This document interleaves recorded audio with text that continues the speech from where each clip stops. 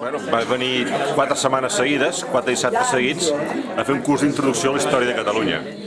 Aquí es va fer al casal Jaume I de Perpinyà, abril de Liceu 23.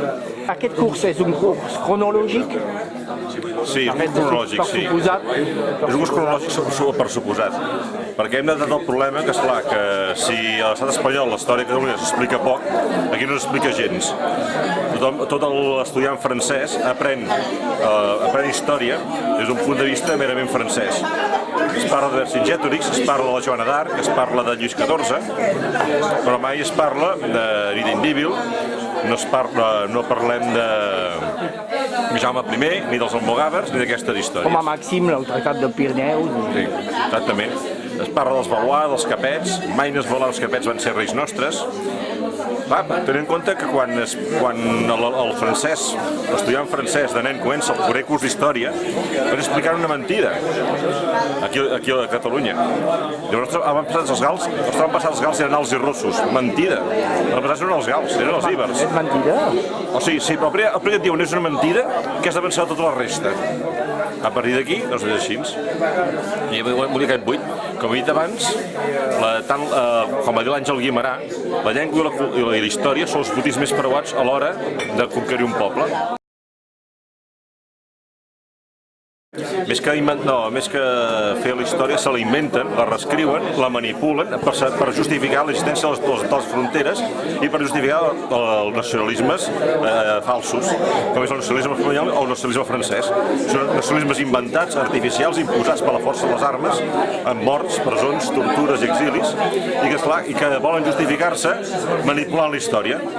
Com he explicat avui, sembla que els gals, això ha sigut de França des del principi dels temps, o com va dir el líder feixista espanyol, Albo Sotelo, l'idea d'Espanya quan Déu va crear el món, l'idea d'Espanya estava en el seu pensament. Això és de justificar tot aquest nacionalisme espanyol o nacionalisme francès s'han de justificar inventant-se històries que no han existit mai. I això equival a la manipulació. És natural, tot és política. El que no ha de ser política, és política la història, és política la religió, és política l'esport, és política l'art, el cinema. Doncs bé, la història acaba sent un instrument de manipulació política. 22 alumnes van venir, tots molt interessats, i tothom ha quedat molt content.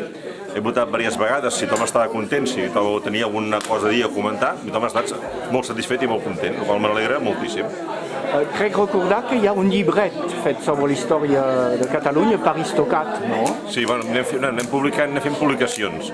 Publiquem coses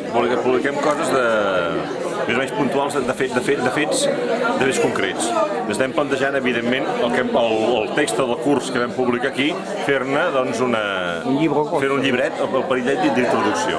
Això estem estudiant. Hem publicat 2 revistes i estem mantenint premsa el número 3 i a part segurament es plantejar mai en reunió del Consell Directiu de publicar el text d'aquest curs justament com a text per a una introducció a la història de Catalunya. És molt difícil trobar llocs per sensibilitzar i ensenyar una història un poc diferent de la que s'ensenya a les escoles estatals? Com tot s'ha de buscar. Com tot s'ha de buscar. Necessita sort, però per Napoleó la sort la troba qui la busca. I a partir d'aquí, home, d'entrada es troba reticència, es troba un cert rebuig, però quan qui vol escoltar queda realment impressionat pel que expliquem i se'ns obren les portes. Moltíssima, molta dedicació i molt temps. Ens ho haguessin de pagar, no es pagaria, vull dir, no es podria.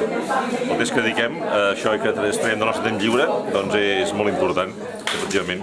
Els que estan casats, les seves dones els rondinen bastant, però bueno, sempre dient que el més que estiguin aquí no pas estiguin una mica, així ser més tranquils. Si no hi ha cap cosa important per afegir, potser sí recordar la web on la gent pot contactar eventualment. Des del /istocat.cat, fàcil de recordar, istocat.cat, i també convido que entri a la pàgina web a donar el seu nom i el seu número de correu electrònic i cada setmana rebrà, cada dimarts, les novetats que anem publicant i anem traient a la llum. És la mateixa web, per acabar amb aquell tema, on hi ha molts altres assumptes, que no pas la història típica de Catalunya. No, la història típica no, la història típica ja la trobem a la llibreria.